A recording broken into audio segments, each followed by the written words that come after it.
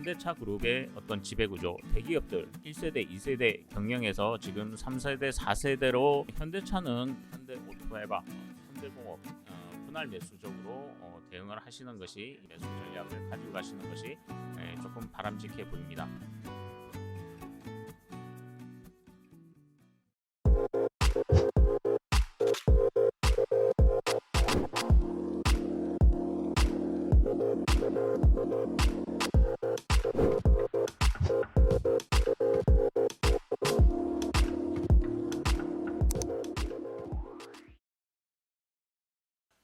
안녕하십니까.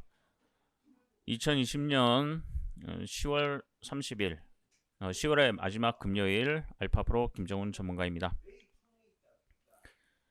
자, 다행스럽게도 미국장이 조정을 보였고 우리 시장도 점차적으로 투자 심리가 조금 회복되기를 조금 기대해 보면서 오늘은 짧게 현대차 그룹의 어떤 지배구조, 지금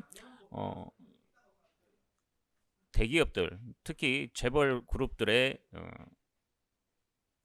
1세대, 2세대 경영에서 지금 3세대, 4세대로 이제 경영권이 이제 바뀌고 있기 때문에 거기에 따른 이제 지배구조, 향후의 지배구조에 따라서 그룹의 어떤 방향성이나 이런 부분들이 크게 좀 달라질 수가 있습니다. 그렇기 때문에 이제 오늘은 이제 현대차 그룹, 그리고 그럼으로 인해서 4분기에 어떤 실적 예상이나 그리고 이와 관련되어 있는 수혜주들이 어떤 주들이 조금 변동성을 보일 수 있을 것인지에 대해서 조금 살펴보도록 하겠습니다. 그 전에 좋아요, 구독, 알림 설정 꼭 부탁드리겠습니다.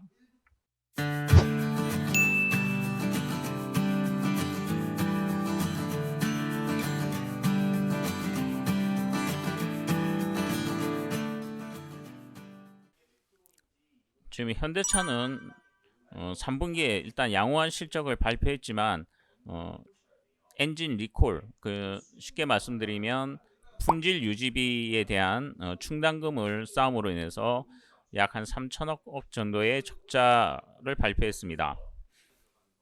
다만 이제 정의선 해장 체제로 바뀜으로 인해서 과연 현대차는 어떤 종목들이 조금 수혜가 될 가능성이 높을까? 물론 지금 현대차 쪽에서는 현대차와 현대모비스가 아마 주축이 될 가능성을 배제할 수가 없는데 정의선 회장이 비중이 높은 현대글로비스 이런 부분들도 좀 변동성을 보이겠지만 이미 어느 정도 상승을 해 있는 상태이기 때문에 그러한 쪽보다는 그러한 지배 구조가 이루어짐으로 인해서 추가적으로 상승을 할 수 있는 그러한 현대오토에바라든가 그리고 최근에 이제 변동성을 보여주고 있는 현대공업 이런 부분들에 대해서 오늘 조금 살펴보도록 하겠습니다.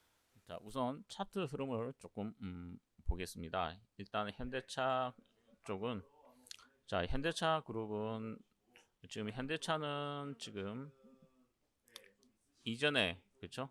코로나 이전에 코로나 때 아마 그때 거의 한 8만 원대까지 하락을 하고 나서 그 이후에 지속적인 어떤 상승을 가지고 왔습니다.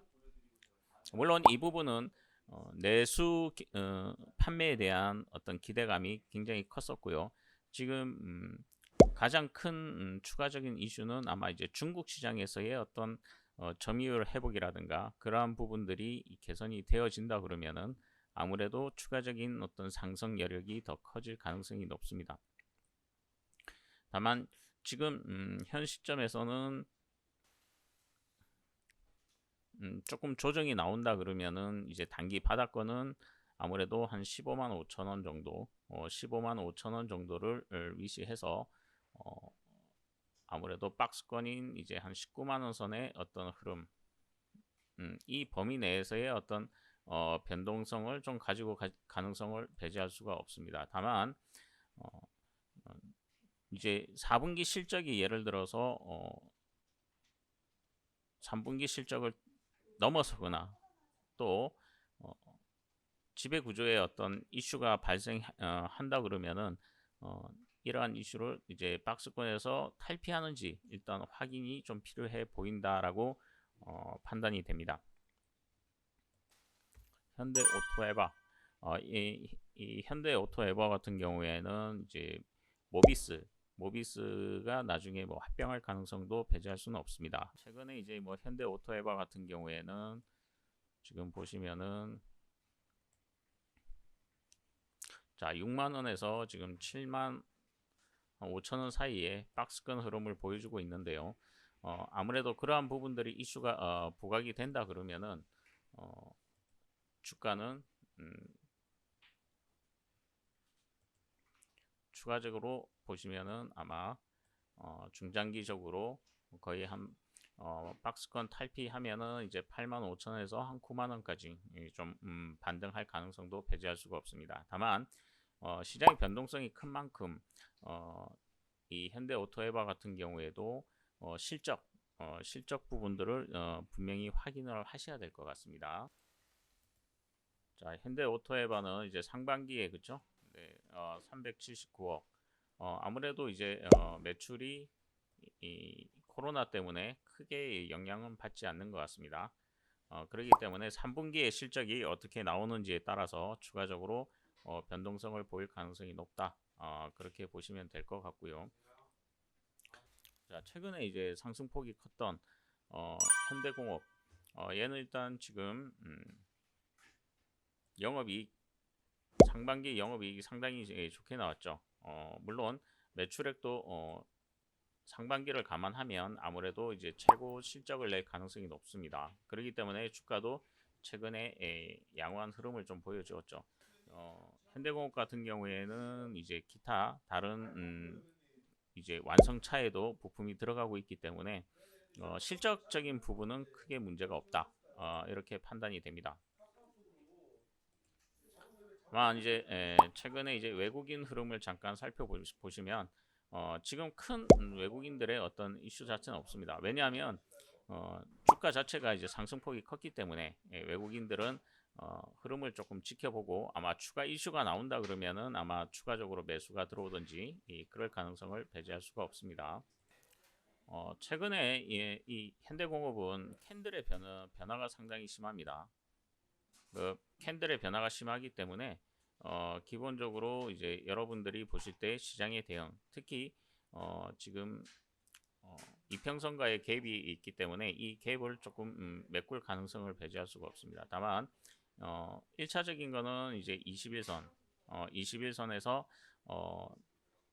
이 행보가 나올 것인지 그러한 부분들을 조금 확인하면서 대응을 하시는 게 좋으실 것 같고요. 만약에 3분기 실적이 만약에 시장의 예상치를 하회할 경우에는 아무래도 차익 매물이 나올 수 있다. 그렇기 때문에 1차적 분할 매수적으로 대응을 하시는 것이 좀 바람직하지 않을까.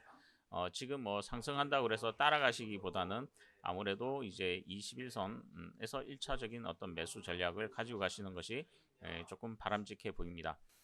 지금 오전장에서는 전체적으로 뭐 투자 심리 특히 기관과 외국인들의 양시장 매도가 나오고 있기 때문에 오후 시장에는 아무래도 이제 상승하는 종목수들이 조금 늘어나면서 조금 투자 심리가 안정되기를 좀 기대해 보면서 마무리하도록 하겠습니다. 감사합니다.